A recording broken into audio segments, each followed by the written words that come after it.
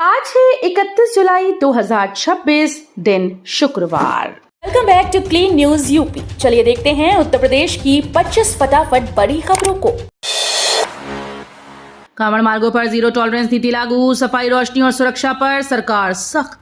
उत्तर प्रदेश सरकार ने श्रावण माह की कांवड़ यात्रा, सावन मेला और अन्य धार्मिक आयोजनों को लेकर तैयारियां तेज कर दी। सरकार ने श्रद्धालुओं की सुविधा और सुरक्षा को सर्वोच्च प्राथमिकता देते हुए जीरो टॉलरेंस नीति अपनाने के निर्देश दिए। कांवड़ मार्गों पर 24 घंटे पेयजल, जन सहयोग से विश्राम स्थल, मोबाइल शौचालय, विशेष सफाई व्यवस्था और बेहतर रोशनी सुनिश्चित की जाएगी।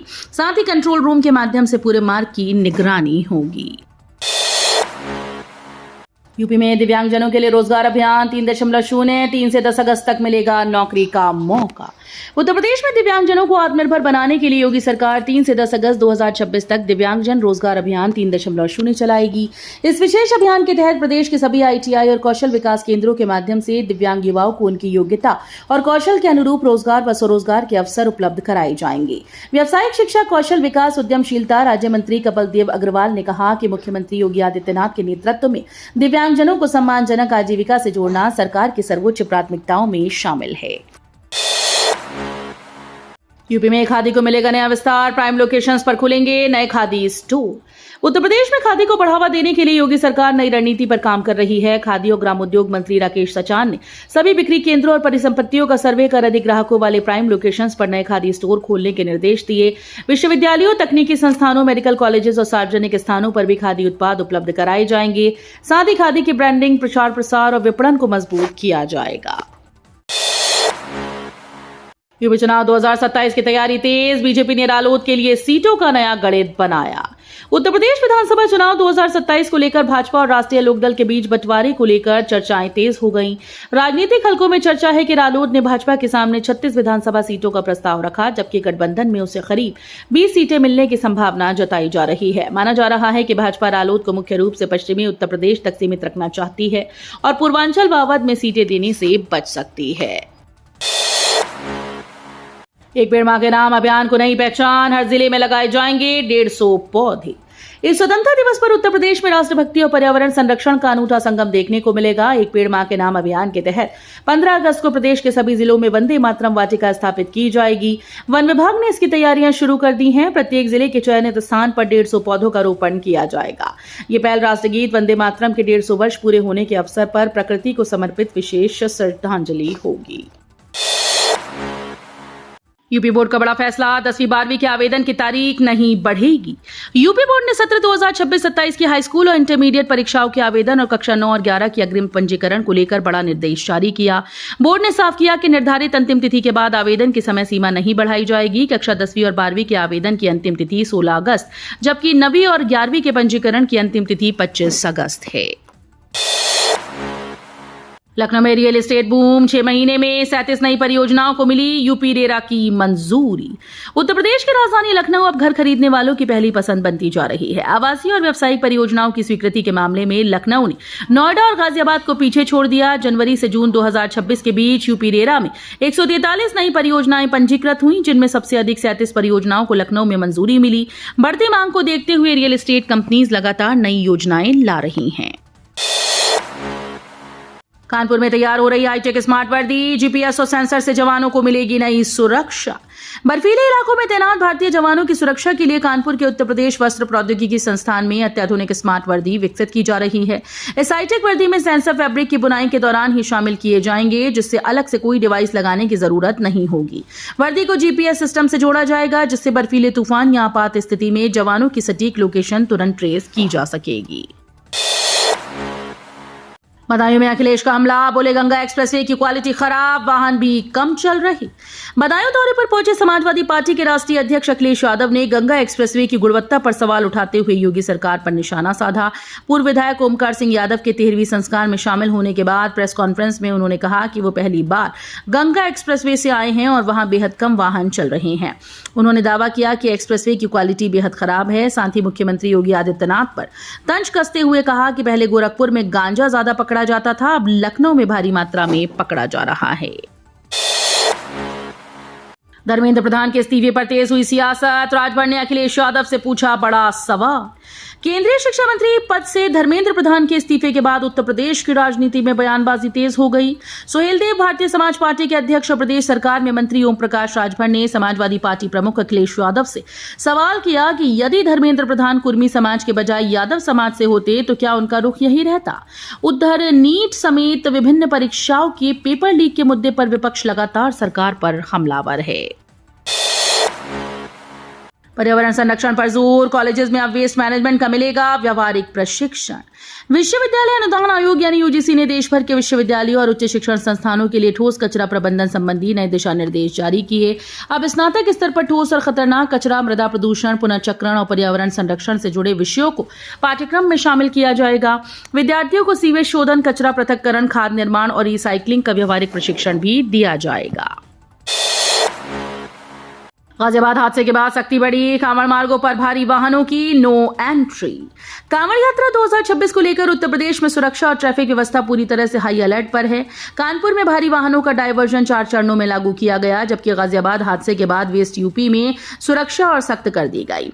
मेरठ के कांवड़ पटरी मार्ग पर भारी वाहनों की आवाजाही पूरी तरीके से बंद कर दी गई। पुलिस टीम्स लगातार निगरानी कर रही हैं और श्रद्धालुओं की सुरक्षा हेतु विशेष इंतजाम किए गए। वाहन चालकों से निर्धारित वैकल्पिक मार्गों का पालन करने की अपील की गई। मेरठ रेंज में सुरक्षा के कड़े इंतजाम, हजारों सीसीटीवी और 24 घंटे पुलिस की पैनी नजर। कांवड़ यात्रा 2026 को सुरक्षित और शांतिपूर्ण बनाने के लिए मेरठ रेंज पुलिस ने हाईटेक सुरक्षा व्यवस्था लागू की। यात्रा मार्गों और प्रमुख शिवालयों की निगरानी के लिए 3000 आईपी कैमरे, हजारों सीसीटीवी कैमरे, 100 ड्रोन, 19 वॉच टावर और 30 वॉचिंग वॉल्स तैनात किए गए। डीआईजी कलानिधि नैथानी के अनुसार संवेदनशील स्थानों पर अतिरिक्त पुलिस बल की तैनाती की गई।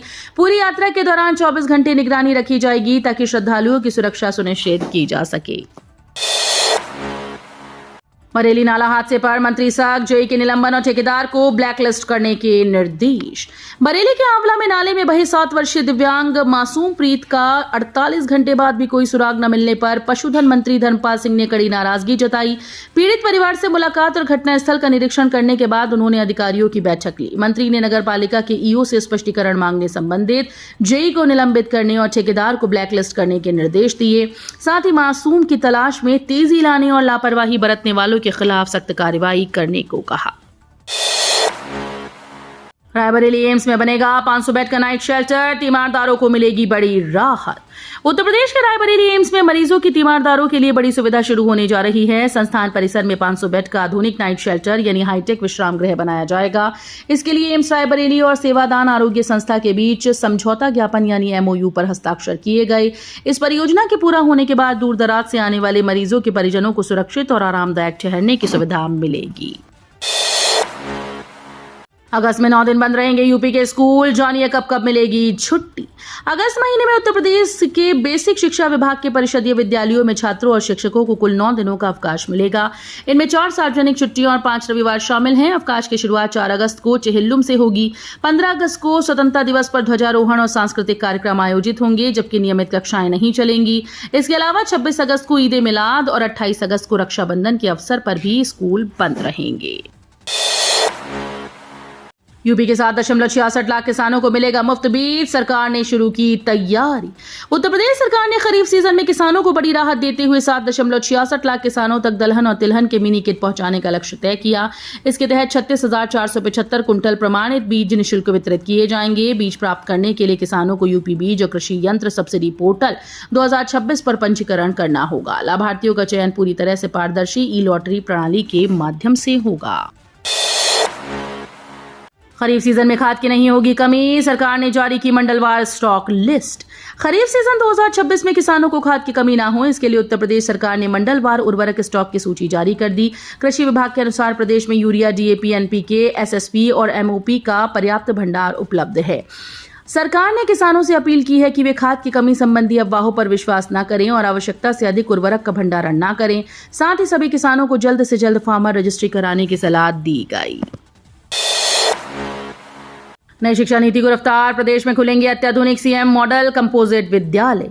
राष्ट्रीय शिक्षा नीति 2020 के तहत उत्तर प्रदेश में क्लस्टर विद्यालय योजना को तेजी से आगे बढ़ाया जा रहा है। मुख्यमंत्री योगी आदित्यनाथ की घोषणा के बाद लखनऊ, गोंडा समेत 26 जिलों को तीसरे सीएम मॉडल कंपोजिट विद्यालय की सौगात मिली है। जल्द ही इन विद्यालयों का निर्माण कार्य शुरू होगा। पहले चरण में हर जिले में 1, दूसरे चरण में 2 और अब तीसरे चरण में 3 मॉडल विद्यालय स्वीकृत किए गए। अब तक स्वीकृत 150 विद्यालयों में से 110 का निर्माण कार्य शुरू हो चुका है।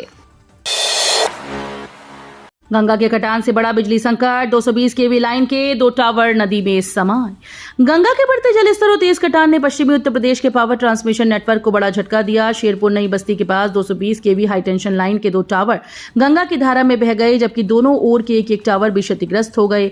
हादसे के बाद सुरक्षा के मद्देनजर दौराला के मटोर ग्रिड से बिजनौर के नहटोर तक जाने वाली ट्रांसमिशन लाइन तुरंत बंद कर दी गई। अधिकारियों के अनुसार इस घटना से करोड़ों रुपए के नुकसान का अनुमान है। जयंत चौधरी का बड़ा सियासी दांव, बीजेपी के सामने 33+ सीटों की मांग। उत्तर प्रदेश विधानसभा चुनाव 2027 से पहले एनडीए में सीट बंटवारे को लेकर सियासी हलचल तेज हो गई। राष्ट्रीय लोकदल ने 33 से अधिक विधानसभा सीटों पर चुनाव लड़ने की दावेदारी पेश की और अपने कार्यकर्ताओं को इन सीटों पर संगठन मजबूत करने के निर्देश दिए। वहीं भाजपा फिलहाल आरएलडी को 20 से 25 सीटें देने के पक्ष में बताई जा रही है। पश्चिमी उत्तर प्रदेश के साथ अब आरएलडी प्रदेश के अन्य क्षेत्रों में भी अपनी राजनीतिक मौजूदगी बढ़ाने की रणनीति पर काम कर रही है। बच्चों के आधार कार्ड को लेकर न करें लापरवाही, अपडेट न कराया तो होना पड़ सकता है परेशान, फ्री है सुविधा। बच्चे का आधार कार्ड बनवाने के बाद अधिकांश अभिभावक ये मान लेते हैं कि अब दोबारा किसी ऐसी प्रक्रिया की जरूरत नहीं। ऐसा नहीं है। भारतीय विशिष्ट पहचान प्राधिकरण के नियमों के अनुसार 5 वर्ष और 15 वर्ष की आयु पूरी होने पर आधार में अनिवार्य बायोमेट्रिक अपडेट कराना आवश्यक है। निर्धारित समय सीमा में यह प्रक्रिया पूरी न होने पर आधार संख्या निष्क्रिय हो सकती है। इसका सीधा असर स्कूल में प्रवेश परीक्षाओं के पंजीकरण, छात्रवृत्ति, प्रत्यक्ष लाभ अंतरण, बैंकिंग सेवा और अन्य आधार आधारित सरकारी योजनाओं पर पड़ सकता है। इलाहाबाद हाईकोर्ट का बड़ा आदेश, रसड़ा थाने के पूरे स्टाफ की जांच और कार्रवाई के निर्देश। इलाहाबाद हाईकोर्ट ने उत्तर प्रदेश पुलिस में भ्रष्टाचार और व्यावसायिक गतिविधियों में कथित संलिप्तता पर कड़ी नाराजगी जताई। कोर्ट ने टिप्पणी की है कि प्रदेश के कुछ थाने कानून व्यवस्था के केंद्र के बजाय व्यावसायिक गतिविधियों का स्थान बनते जा रहे हैं। बलिया के रसड़ा थाने में तैनात एक कांस्टेबल पर ट्रांसपोर्ट व्यवसाय चलाने के आरोप को गंभीर मानते हुए अदालत ने डीजीपी और अपर मुख्य सचिव को पूरे मामले की जांच के निर्देश दिए। मथुरा का राजकीय मुड़िया मेला संपन्न, 1.75 करोड़ श्रद्धालुओं ने लगाई गोवर्धन परिक्रमा। मथुरा के गोवर्धन में आयोजित राजकीय मुड़िया मेला सकुशल संपन्न हो गया। प्रशासन के अनुसार 7 दिनों में करीब 1.75 करोड़ श्रद्धालुओं ने 21 किलोमीटर लंबी गोवर्धन परिक्रमा की। देश विदेश से पहुंचे श्रद्धालुओं के जयकारों से गिरिराज जी की नगरी भक्तिमय माहौल में डूबी रही। गुरु पूर्णिमा के अवसर पर आयोजित ये मेला आस्था का सबसे बड़ा केंद्र माना जाता है। श्रद्धालुओं की भारी भीड़ के बावजूद प्रशासन ने सुरक्षा, यातायात और अन्य व्यवस्थाओं को सुचारू बनाए रखा, जिससे मेला शांतिपूर्ण ढंग से संपन्न हुआ। 25% कम बारिश के बाद यूपी में मानसून की वापसी, इन इलाकों में जमकर बरसेंगे बादल। उत्तर प्रदेश में कमजोर पड़ा मानसून अब फिर से सक्रिय होता नजर आ रहा है। मौसम विभाग ने कई जिलों में तेज से मूसलाधार बारिश का अलर्ट जारी किया। आने वाले दिनों में भारी बारिश के साथ तेज हवाएं और आंधी तूफान की संभावना जताई गई। हालांकि प्रदेश में अब तक सामान्य से करीब 25% कम बारिश हुई, जिससे धान की रोपाई और खरीफ फसलों की बुआई प्रभावित हुई। तो ये थी आज की 25 फटाफट बड़ी खबरें। अगर आपको न्यूज पसंद आई हो तो वीडियो को लाइक और शेयर जरूर करें। धन्यवाद।